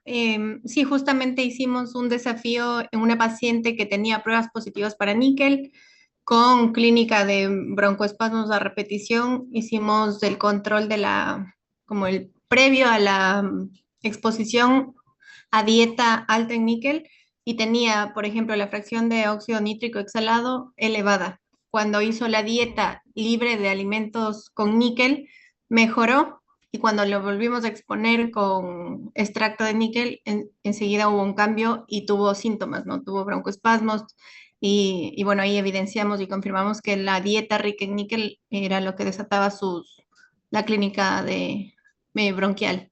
Y de hecho ese fue el tratamiento. No tuvo otro tratamiento la paciente. Con eso resolvió sus problemas de piel y de broncoespasmos. Bien, yo les dije, gracias Tati, yo les dije que Helicums, ustedes seguramente estudiaron Helicums, pero Helicums quedó muy desactualizado. Y entonces hay una nueva nomenclatura para las reacciones de hipersensibilidad. Bueno, tradicionalmente, claro, los médicos diagnosticaban lo que podíamos ver, pero que son los fenotipos. Pero poco a poco nos vamos metiendo en los mecanismos hasta ahora que nos estamos metiendo en lo que se llama la era ómica, ¿no? La era donde estamos estudiando la transcriptómica, por ejemplo, lo que es todo ARN, o la proteómica, que es el estudio de las proteínas. Bueno, en definitiva, entender en profundidad lo que está pasando. A esto lo llamamos endotipo. ¿Por qué nos interesa saber el endotipo? Porque como ahí ven en el esquema, hay un montón de citoquinas sobre las cuales podemos actuar y ahí vamos hacia la Tailor Medicine, hacia la medicina de precisión, porque el fenotipo, sí, le podemos dar una crema, un tratamiento sintomático, un corticoide antihistamínico, pero hoy por hoy podemos ir con una precisión, ser muy preciso en el tratamiento. Muy bien. Entonces, el paradigma clásico cambió y ahora tenemos se le agrega a estas reacciones de hipersensibilidad, estas 4 reacciones de hipersensibilidad inmediata, citotóxica, tipo 3 o síndrome de Artus o la retardada, se agregan otras reacciones de hipersensibilidad al llegar a un total de 7 tipos y que las vamos a ir analizando. Pero básicamente vamos a ver, vamos a agregar 3 tipos que son T1, T2 y T3. T1 vamos a ver que está diseñada básicamente para matar virus y bacterias intracelulares, pero al trabajar o reaccionar exageradamente da una reacción de hipersensibilidad que ya vamos a ver que tiene que ver con con el interferón gamma, con el TH1 y que va a entrar en la fisiopatogenia de la dermatitis de contacto o en la enfermedad celíaca. También vamos a tener un tipo 2 que es la respuesta alérgica clásica, ¿sí? O sea que está dirigida por un subgrupo de linfocitos que se llaman TH2, eosinófilos, etcétera, y ya lo vamos a ver en detalle. Y la T3, bueno, y que clásicamente se activa con los parásitos, por eso aumenta la IgE, por ejemplo.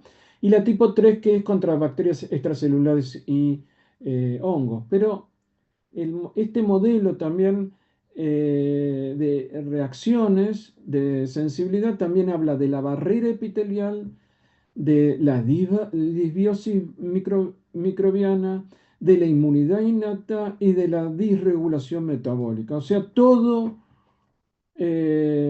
una serie de fenotipos que nos ayudan a entender al paciente alérgico. De esto vamos a hablar superficialmente, aunque como ustedes ven es complejo.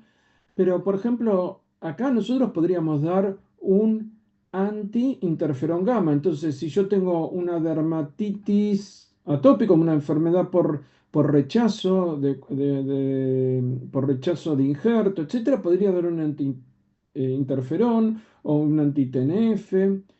O si tengo una fase crónica de una neumonitis por hipersensibilidad que no encuentro cuál es la causa de la hipersensibilidad, podría dar también un anti-TNF, por ejemplo.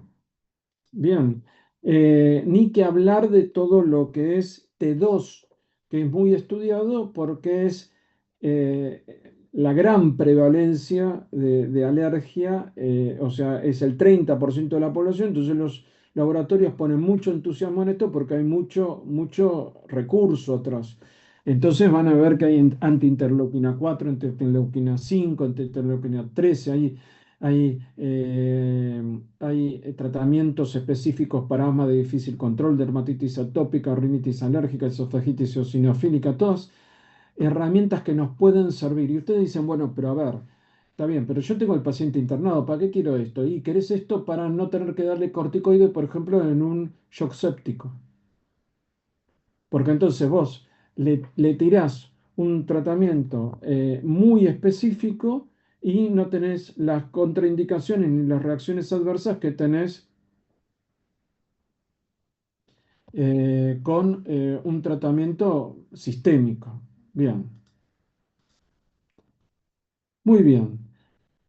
Una de las cosas que tenemos también como otra reacción de hipersensibilidad es la reacción por defecto de barrera epitelial, que es un poco lo que hablamos de que la barrera se rompe, al romperse entran alergenos y microbios que el organismo no los tenía en el radar y empiezan a reaccionar. Y de esa reacción exagerada se produce, bueno, una reacción inmunológica y alérgica. También puede pasar en la obesidad, por ejemplo, por una disregulación inmunometabólica. Y esto es muy frecuente, la respuesta tipo 7 por inhibición de la COX-1. Este es un problema que hay en el hospital puntualmente. Este que tenemos acá es un problema detectado bastante importante que es una respuesta de tipo 7 por inhibición de la COX. ¿Qué quiere decir esto? Ustedes saben que el ácido araquidónico viene del metabolismo de los ácidos grasos de la dieta. Y de los ácidos grasos de la dieta se metabolizan ácido araquidónico por varios pasos metabólicos por la vía de la macrocortina, que de hecho es una enzima que nosotros inhibimos con los corticoides. Muy bien. Pero después de ese paso metabólico, el ácido araquidónico puede ir hacia dos pasos hacia dos productos, las prostaglandinas y los leucotrienos. Los leucotrienos, las prostaglandinas se inhiben por la COX-1 y al inhibir la COX-1 aumentan mucho los leucotrienos y al aumentar mucho los leucotrienos son proinflamatorios. ¿Y por qué digo que esto es un problema en el hospital? Porque muchas veces usamos múltiples AINES para lograr un efecto y al usar múltiples AINES estamos haciendo sinergismo de suma o de potenciación, anulamos tanto esta vía que generamos unas pseudo reacciones alérgicas por esta vía que, que hoy es la reacción de tipo 7. Uf, bueno, vancomicina, MRGPRX2. ¿Qué es esto? Se mete directamente en la reacción, se mete directamente el fármaco en el receptor este de ninguna, este receptor se llama de ninguna vocal. Vieron que tiene todas consonantes, ninguna vocal tiene, no hay forma de pronunciarlo. En fin, entonces se mete directamente, no hay IgE, no hay nada, o sea, se mete. Entonces quiere decir que no podemos hacer el diagnóstico. Nada más hacemos el diagnóstico porque sabemos que determinados tipos de medicamentos lo producen. Y esto depende de la dosis. Bien.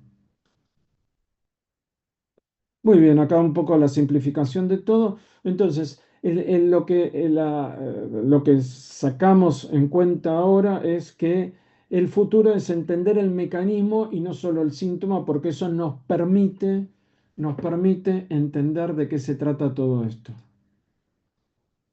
Bueno, ¿cómo están? Paula,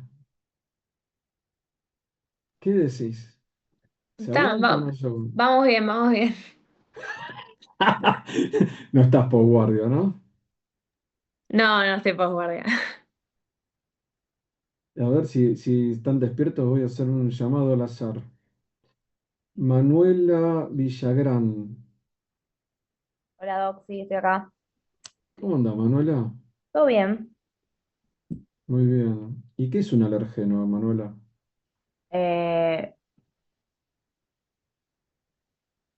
o sea, para mí sí es un antígeno, es como algo que tiene, como si fuese una proteína que hace que reaccione, o sea, que la reconozca el sistema inmune y pueda reaccionar. Eh, yo estoy muy de acuerdo con vos. Eh, el níquel es una proteína? No, ¿El yodo es una proteína? tampoco. ¿La penicilina es una proteína?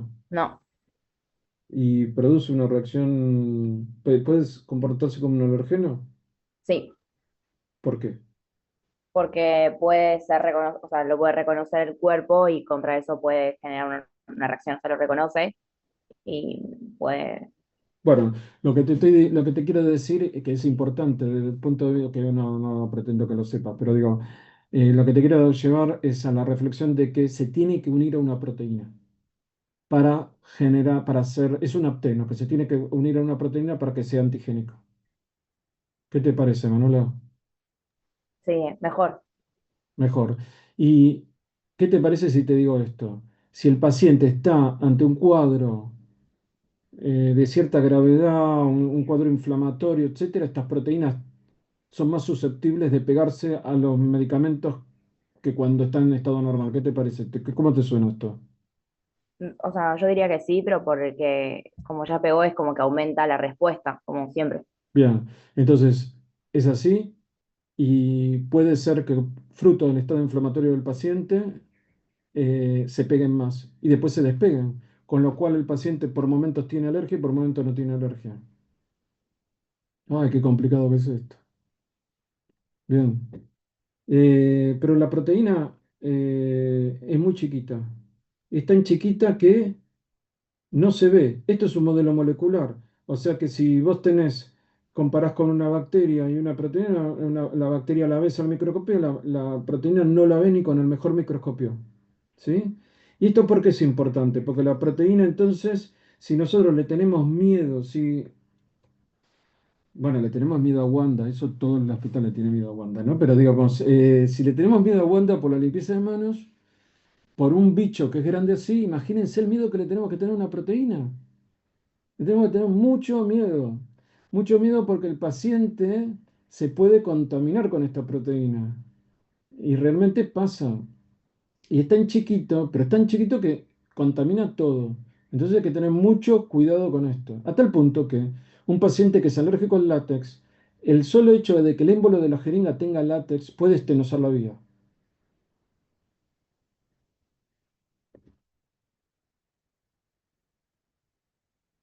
Y como si esto fuera poco, los alergenos, porque ahora estamos viendo el problema de los alergenos. Los alergenos tienen reactividad cruzada. ¿Esto qué quiere decir? Que si, por ejemplo, un paciente es alérgico al maní, tiene un 5% de probabilidad de tener alergia a otras legumbres. Si es alérgico al salmón, tiene, bueno, esto no sé qué es, no, pez espada, ¿no? Si es alérgico al langostino, bueno, acá dice otros mariscos, pero como lobster, etcétera, pero también puede ser alérgico a los ácaros. Si, bueno, entonces hay un montón de reactividades cruzadas que tenemos que tener en cuenta. Muy bien. ¿Y esto por qué? Porque nosotros le tenemos que dar de comer a los pacientes. Tenemos un paciente en la internación y le tenemos que indicar una dieta. Tengan presente que a veces el fracaso de una cirugía es por un mal postoperatorio. Un mal postoperatorio por un mal cuidado del internista. ¿Sí? No porque tenga la culpa, sino porque no repararon en esto. Bien, muy bien. Después, Dios, tenemos lo que hay cosas que suman en el sentido de que si yo soy alérgico, por ejemplo, al melón y a la ambrosía, claro, la ambrosía es un polen, el melón es un alimento, entonces el paciente, la ambrosía es un polen muy común. Entonces, un paciente es asmático o tiene una conjuntivitis alérgica, muy probablemente sea alérgico a la ambrosía y muy probablemente si encima de todo le doy en la dieta melón en el hospital, la vamos a complicar, muy probablemente. Y eso la vamos a complicar, pero por suma, o sea que básicamente es como que no la potencia mucho la reacción, pero la vamos a potenciar. Lo que pasa es que no la distinguimos porque no la estamos pensando, ¿sí? Entonces, por eso es tan importante que ante un paciente alérgico, si ustedes no se animan, nos llaman y nosotros empezamos a desgranar todas estas cosas. Y ustedes dicen, bueno, pero ¿qué tiene que ver una alergia alimentaria con polen, con esto, en un paciente internado? Bueno, puede ser que el paciente necesita un cuidado extra y ahí nos llaman y vemos qué hacemos. Bien, y también hay cuestiones de potenciación. Y ahí donde puse 1 más 1 5, ¿no? Bueno, porque sí, en realidad los AINES pueden potenciar la reacción, el ejercicio puede potenciar la reacción, como recién me decían, el calor, los picantes, el sol, los IECAS. ¿No? Vieron que los IECAS producen tos, bueno, pero también producen broncoespasmo, y de hecho producen broncoespasmo reversible. Bien, eso es para otra clase. Bien, llegamos al diagnóstico. Llegamos al diagnóstico. Esto es muy importante, el diagnóstico. Que tengan una idea del diagnóstico. Claro, lo que pasa es que para diagnosticar, ustedes ya saben, como buenos clínicos, que tienen que armar el rompecabezas. Para armar el rompecabezas, un poco como este, ¿quién es? Yoda, ¿no? Y eso que le hice yo, la diapositiva, pero bueno, eh, Ustedes imagínense ese rompecabezas que, claro, ven las orejitas de Bugs Bunny, ven esto y dicen, bueno, debe ser un Bugs Bunny, pero se lo tienen que imaginar para después iniciar todo el proceso diagnóstico, porque si ustedes no sospechan lo que buscan, nunca lo van a encontrar, o es muy difícil que lo encuentren, casi imposible, ¿sí? Entonces tienen que tener un poco estas cosas que yo le estoy diciendo en mente. Muy bien. Pucha. Entonces, tenemos que ir a el diagnóstico de todo lo que hablamos, ¿sí? Entender cuál es la clínica de la alergia, qué es lo que es un paciente sensibilizado y tenemos que establecer un riesgo, un valor de riesgo. Una de las primeras cosas que vemos cuando hacemos un estudio es pedirle la IgE.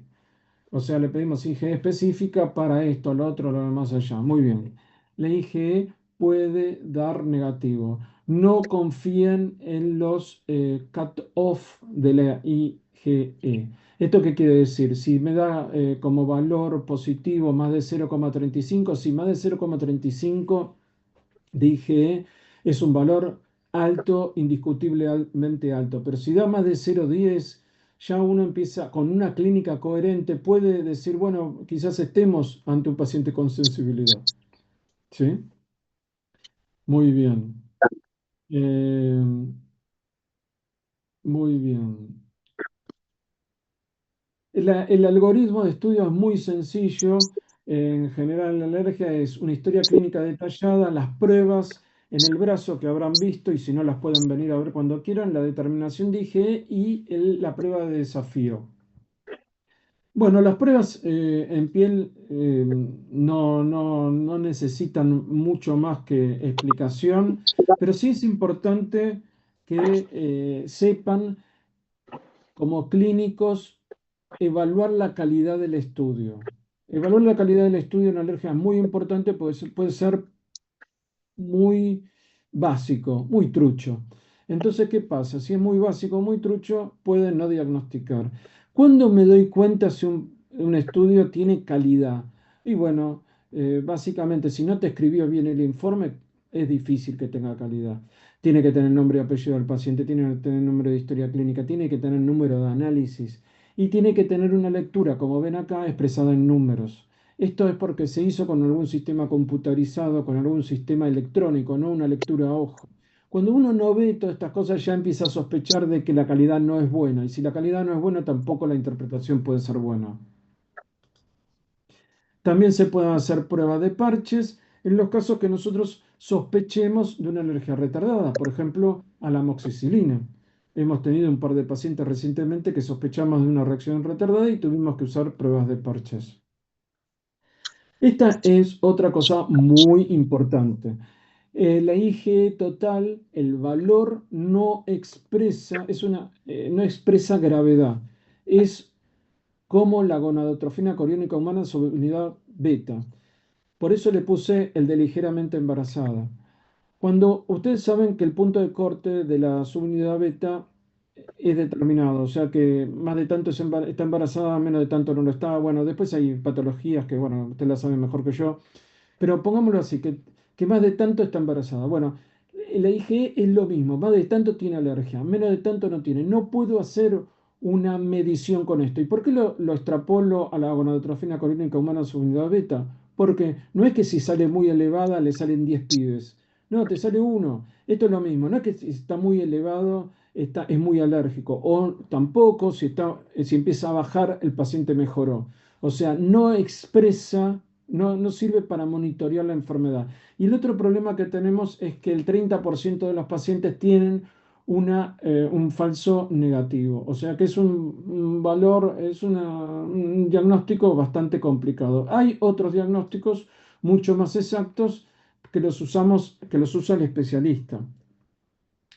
Bien, IgE específica, IgG específica, IgG sub 4 específica, IgA específica. Tengo un paciente, por ejemplo, el año pasado publicamos el caso de una esofagitis eosinófila por hipomoea batata, que es la batata, el boniato. Sí, a nosotros solo se nos ocurre esto. No solamente yo hablo 2 horas, sino que también se nos ocurre estudiar la alergia a la batata y no solamente eso, sino la esofagitis eosinofílica, que ya es rara y más raro de lo raro es a la batata. Muy bien, y eso se mide con IgG sub 4. Bueno, es total del especialista, pero con lo que quiero decir con esto es que hay muchas herramientas que nosotros tenemos y que las conocemos, por supuesto no las hacemos todos en el hospital, pero se puede mandar a hacer, no hay ningún problema, y podemos hacer un diagnóstico de precisión y de certeza. La prueba de provocación, esto es muy importante para ustedes y con esto voy a terminar antes que desfallezcan. Entonces, se hace siempre en un entorno hospitalario, siempre con personal capacitado, siempre con equipamiento de resucitación, siempre con monitorización continua, siempre con consentimiento informado, siempre se hace una escalada de dosis gradual y acá la seguridad es primordial porque es una prueba que conlleva riesgo, ¿sí? Acá hay indicaciones y contraindicaciones. Y quiero terminar con esto porque en las indicaciones ustedes van a ver que a nosotros nos sirve para saber si realmente un paciente es alérgico o no. Cuando hacemos un algoritmo de estudio, por ejemplo, a los beta-lactámicos, si todo dio negativo, si la prueba en piel dio negativo, el análisis de sangre dio negativo, terminamos con un desafío, porque ese es el gold estándar y porque con eso nos da plena certeza de que el paciente es alérgico o no. En algunos casos, y de hecho tuvimos uno creo que hace 2 o 3 semanas, y con las dos pruebas anteriores negativas le salió el desafío positivo. Bien, también nos puede servir para el umbral de reactividad. Habrán visto que hay muchos pacientes que son alérgicos a los sulfitos. Los sulfitos es un conservante, vamos a hablar de ese conservante. Y en ese caso muchas veces es necesario saber el umbral de sensibilidad. ¿Por qué? Porque hay drogas que contienen sulfitos sí o sí y que no tenemos opción terapéutica. Como no tenemos opción terapéutica, debemos saber si a la dosis que está normalmente en la droga el paciente lo va a resistir o no. Ay, me cansé, no quiero saber ustedes cómo están. Eh, entonces, para eso se puede utilizar un prueba de desafío para saber el umbral de reactividad. Hay contraindicaciones,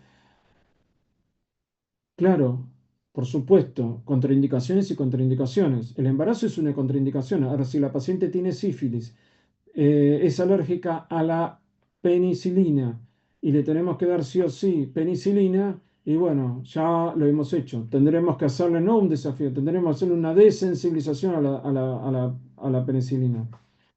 Tenga presente que como contraindicación nosotros ponemos que haya falta de consentimiento informado, que es esto, que esto me gustaría que se lo graben a fuego, porque es que no vamos a hacer ningún desafío ni ningún procedimiento en internación si no tenemos una indicación médica precisa.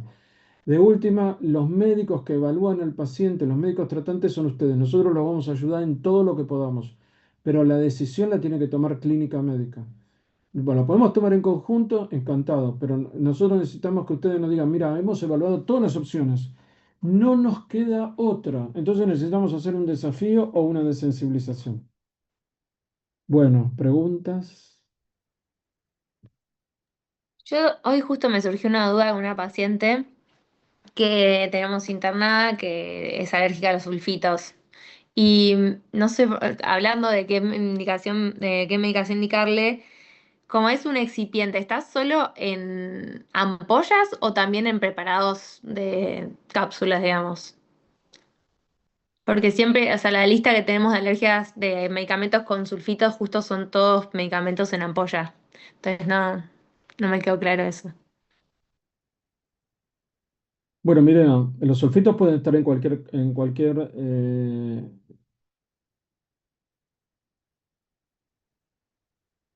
los sulfitos pueden estar en bebidas, en alimentos, en cualquier cosa, digamos, o sea, está en cualquier cosa.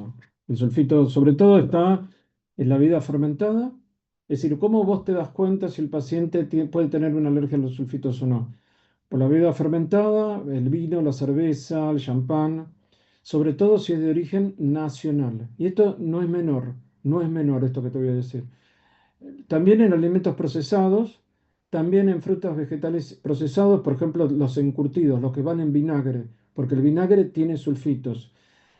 Las carnes y los pescados, la mayoría están prohibidos por el SENASA, que se usen sulfitos, pero como es un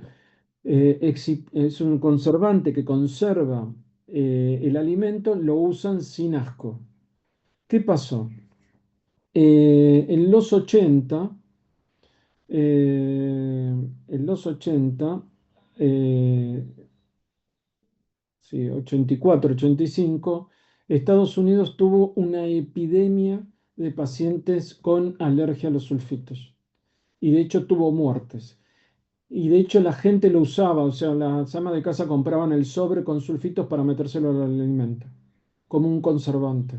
Y una de las muertes que hubo fue porque la paciente que era sensible abrió el sobre con sulfitos, lo inhaló y eso poco que voló lo mató.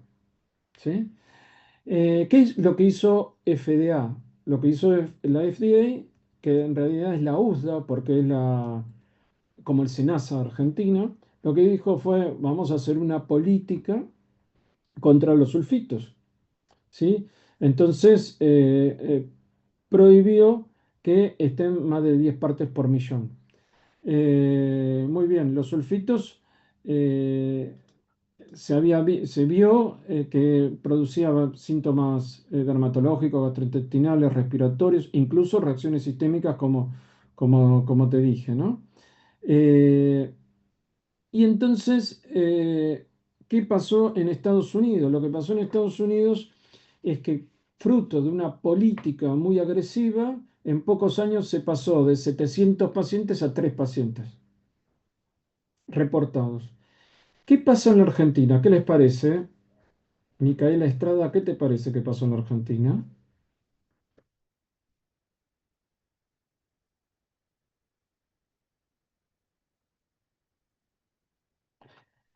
Bueno, alguien que me quiera contestar. ¿Qué parece que pasó en la Argentina? Lo mismo que pasa en Venezuela, lo mismo que pasa en Ecuador, lo mismo que pasa en cualquier país del tercer mundo. No tenemos subregistros y la alergia a los sulfitos no existe por subregistro, no es que no existe. Por eso nosotros en el hospital tenemos tanta cantidad, porque no hay una política sanitaria adecuada. Uno dice, bueno, pero de hecho, yo hoy estaba con Chris haciendo con ChatGPT a ver qué decía de sulfitos, porque cuando empecé a rever la clase, etcétera, me metí en inteligencia artificial porque quería ver también ustedes qué podían recoger.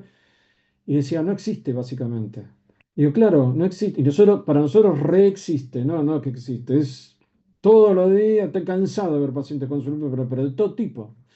Y reacciones severas y de reacciones muy graves, etcétera. ¿Qué pasa? Nosotros no tenemos una política adecuada de control. Como no tenemos una política adecuada de control, tenemos muchísimos pacientes. ¿Qué es lo que hace un carnicero normalmente? Le tira sulfito a la carne, así a mano alzada. Entonces, pa. Y entonces tenemos mucha cantidad de pacientes con sulfitos. Pero bueno, con alergia a los sulfitos. Bueno, y a tu pregunta. Disculpame, así ya di sulfito, ¿viste? Lo di en 2 segundos, sulfitos. Bueno, esta es tu pregunta. O bueno, es el icono, la representación de tu pregunta. Si el paciente tiene una anafilaxia y es alérgico a los sulfitos, ¿qué hago? Bueno, ¿qué es lo que dice FDA? Se da de todas formas la adrenalina. Entonces, esto está bastante normatizado. También algunos agonistas beta 2 selectivos hay con sulfitos. Imagino que ya debe haber pocos, pero bueno, nosotros tenemos fentanilo, digamos. Hay que también ubicarse donde estamos parados, ¿no? Tenemos fentanilo, tenemos una penicilina subregistrada, tenemos sulfitos. Vivimos en la Argentina, ¿no? Tenemos un presidente que después de una cuarentena se sacó una selfie y la publicó en Facebook, qué sé yo. Decía, tenemos varias cosas que son muy patonomónicas nuestras, ¿no? Entonces nosotros a la hora de ver un paper argentino o verlo desde Latinoamérica, tenemos que también hacer la traducción, ¿no? De dónde estamos parados. No estamos en Estados Unidos, no estamos en Estados Unidos. Y esto es muy local. Bien, no sé si te contesté, Paula. Sí, sí, sí. Me quedó claro. Bueno, después de esto creo que nadie me va a querer hacer una pregunta, pero ¿alguna pregunta más? Camilo, te veo con ganas de preguntar algo. No, justo que Bueno, ayer tuve un paciente que, pero no hace 2 días, que era alérgico a los sulfitos y tocó llamar a la farmacia a ver si todos los medicamentos que le íbamos a dar eran libres de sulfitos. claro, lo que pasa es que si ustedes googlean esto, por esto que yo les digo de 1984, van a ver que esto no existe en el mundo que publica, que es el mundo civilizado.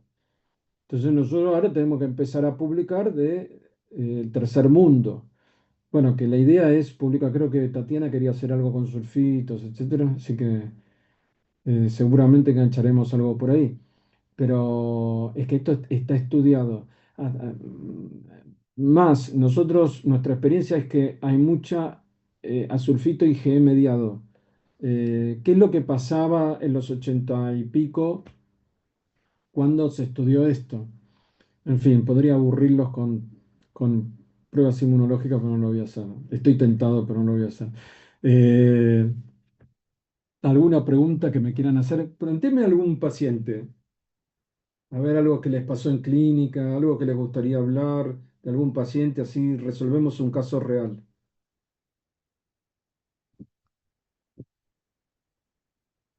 Bueno, o tráigame un paciente, algunos pacientes o algunas consultas para la semana que viene. Así hacemos algo más interactivo. ¿Qué les parece? Tráigame dudas. Creo que había en algún momento alguna duda con alergia a algún medicamento, que hicieron un Ateneo este año o algo así. Creo, no me acuerdo bien. Tati, ¿te acordás que era? Que vimos un paper por ahí que nos presentaron ellos. Bueno, no importa. Eh, Vean si quieren agarrar algún tema, entonces a punto de partida de ese tema seguimos hablando, así lo hacemos un poquito más ameno. ¿Qué les parece? ¿Les sirve, no les sirve? ¿Quieren que ajuste algo? Digan, ustedes se piden y yo trataré de cumplir. A ver, no, Está bien, está mm, bien. los maté. Bueno, ahora yo sigo con otro Zoom porque ahora voy a tomar clase yo. Bueno, si Bueno, no tienen ninguna pregunta más, no. perdón, yo una última duda, me van a matar todos. Dale, No, porque a mí me pasó personalmente alguna que otra vez y capaz que también es donde me genera duda. El otro día me pasó con un paciente que justo le rotamos el antibiótico, estaba recibiendo pipertazo y después le rotamos a cefepime y después de la primera infusión de cefepime, creo que a la hora más o menos, hizo una reacción pero mínima igual, era en palmas de las manos, que él sentía todo un calor, están eritematosas y tenía prurito. sí, Y en ese caso lo que nos generaba dudas era como, a ver, estaba muy relacionado justo con el cambio del antibiótico y justo le había pasado por primera vez en la internación, pero es una alergia menor, o sea, es una reacción que no, o sea, no, en ese momento por lo menos solo tenía ese compromiso, él estaba regio, vitales bien, todo el resto bien. Nosotros ahí rotábamos, buscamos otro antibiótico, vimos la reacción cruzada de los anillos de los beta-galactámicos y lo pasamos a cefasolina. Pero no sé, o sea, ¿es lo correcto hacer rotarlo o esperamos a ver si con la otra dosis le pasa algo? O sea, no sé cómo es cómo proceder, cómo es el proceder que corresponde, digamos. En esos casos que son como así más, unas reacciones más leves, más apagadas. bien. Eh, si es una reacción fugaz, eh, el modelo te digo que sería tipo vancomicina. ¿Qué haces en la vancomicina? A ¿Cómo veces cómo evitas que el paciente tenga el síndrome del hombre rojo, Redman síndrome? ¿Cómo lo evitas? le bajamos la velocidad de infusión y Eso, le baja la velocidad de infusión. Esa sí. es la respuesta. Entonces, la respuesta es esa, le baja la velocidad. Es parecido, por eso es que insistí tanto con la fisiopatogenia. Es parecido a esto, entonces hago más o menos lo mismo. Porque claro, hay momentos que no nos pueden llamar.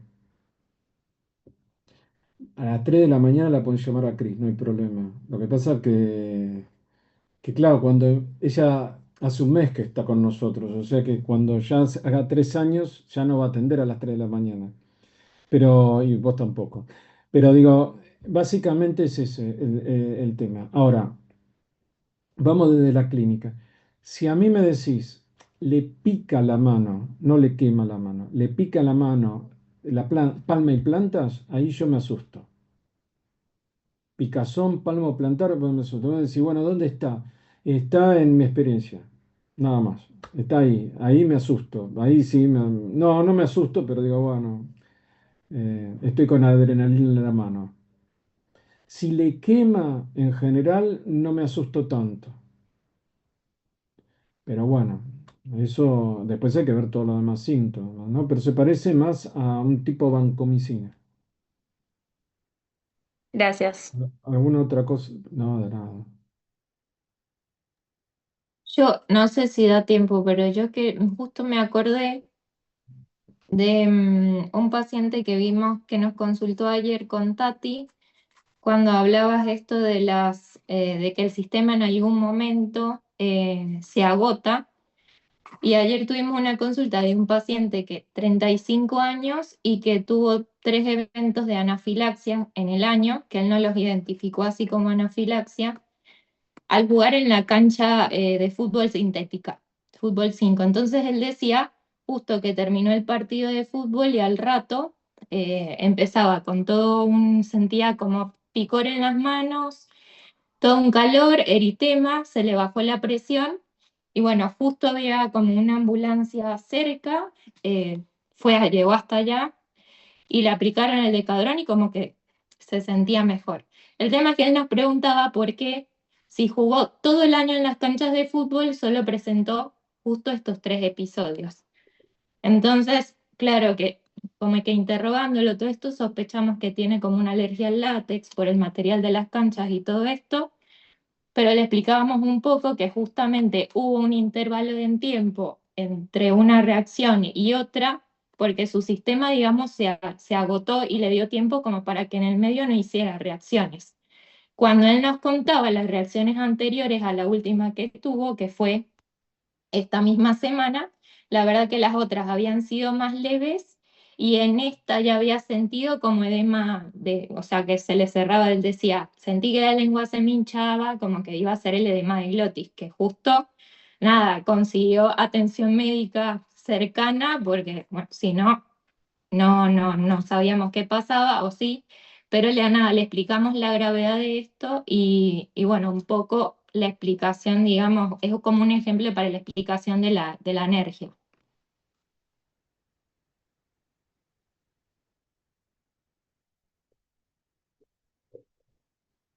Bueno, entonces, pueden pasar millones de cosas.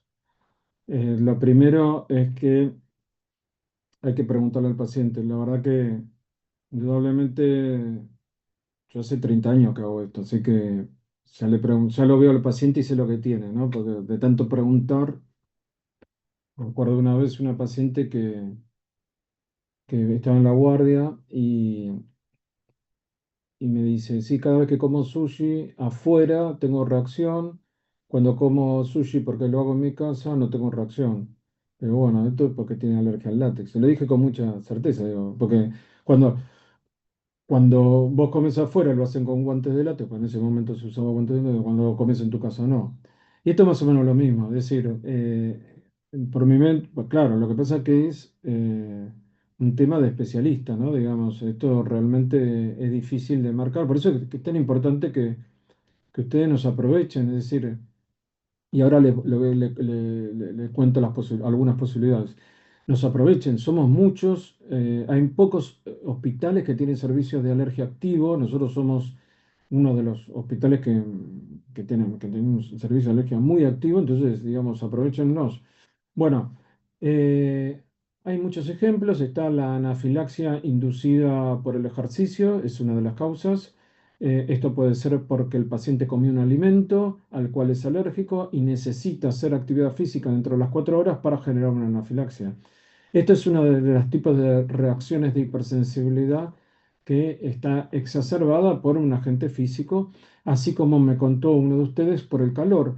Bueno, no solamente el calor puede desencadenar un cuadro en un paciente que ya tiene una susceptibilidad, sino que también lo puede hacer el ejercicio y es bastante común.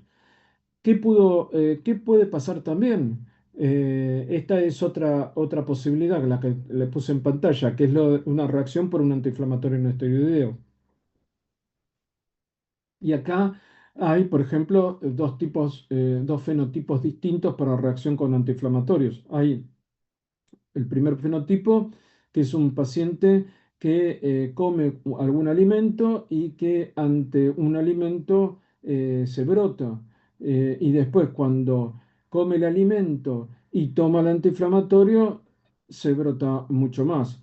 Pero también hay otro grupo de pacientes que come el alimento, no tiene ningún tipo de reacción y solamente hace la reacción e incluso la hace en forma más severa cuando toma el antiinflamatorio. Y también tenemos, lamentablemente esto es así, la suma de todo. El paciente comió el alimento que le hizo mal, tomó el antiinflamatorio y hizo el ejercicio. Es decir, hay un montón de cosas dando vuelta que el especialista empieza a hilar, que no es, eh, que no es locura del paciente. Eh, ¿Ustedes saben por qué se llama influenzae al virus de la influenza, a la influenza? ¿Por qué se le decía influenza? Por la malatia per la influenza. Dice que antes se creía que era una enfermedad por la influencia de los astros. Claro, porque cada vez que hacía frío, etcétera, el sol, había menos sol, entonces era por los astros. Bueno, ojo, el alérgico en general no es psicosomático, no es psicosomático. Hay una explicación, lo que pasa es la explicación, que dicho en palabras técnicas, el endotipo la conocemos ahora. De hecho, la clasificación que yo le di es del 2023. Si bien esto, como les dije antes, lo venimos analizando desde el principio de siglo, realmente esto tiene un cambio de todos los días. De tan grande es la especialidad, la inmunología, que no deja de ser inmunología, con más cambios en medicina. Tiene tantos cambios que si ustedes leen, depende de dónde lean el artículo, pueden ser que estén leyendo una cosa que no tiene nada que ver, que esté mal, aun cuando se haya hecho todo bien. Ya les planteé algunas cosas, por ejemplo, con los sulfitos, con la penicilina, etcétera. Pero bueno, en fin, todas las especialidades tienen lo suyo. ¿Alguna cosa más? No, ahora sí, están muertos, boqueando. Ya están con los estertores, premortem. Bueno, entonces, para que se entusiasmen para la clase que viene. ¿Qué cosas podemos hacer un poquito hincapié o qué es lo que quería plantearles a ustedes? Quería plantearles a ustedes el DRES. No es una urgencia tan común, pero cuando está nadie sabe qué hacer. Y entonces quería darle algunos parámetros del DRES. ¿Qué otra cosa quería hablarles? Quería hablarles de los desencadenantes de alergia en la internación. Ya les hablé bastante, pero quería hablarle un poquito más. ¿Qué también quería hablarles de lo que es los betalactámicos? Creo que es algo continuamente que estamos hablando. Quería hablarle de las guías institucionales, de cómo entenderlas, cuáles son los alcances. Y finalmente quería hablarle de anafilaxia y estratificación de riesgo. Quería mostrarle, eh, quería mostrarle cómo ustedes pueden estratificar el riesgo de un paciente con alergia. En fin, o sea que nos toca un martes a todo alergia. Bueno, quedo a disposición de ustedes. Podemos hablar en la semana, me pueden mandar los casos clínicos, podemos hablar los casos clínicos el mismo martes. Aprovechen que es un momento bueno como para hacer estas cosas. Bueno, quedo a disposición. No sé quién dirige todo esto. Daniela Botia, no, no sé quién lo dirige. Si no, me despido. Sí, no, generalmente es cuando termina la clase, nos Ok, despedimos y ya está. ya está. Bueno, entonces, si no hay nada más, nos vemos. Chao, Dale, gracias. muchas Chao, hasta gracias. luego. Chao con todos. Hasta luego.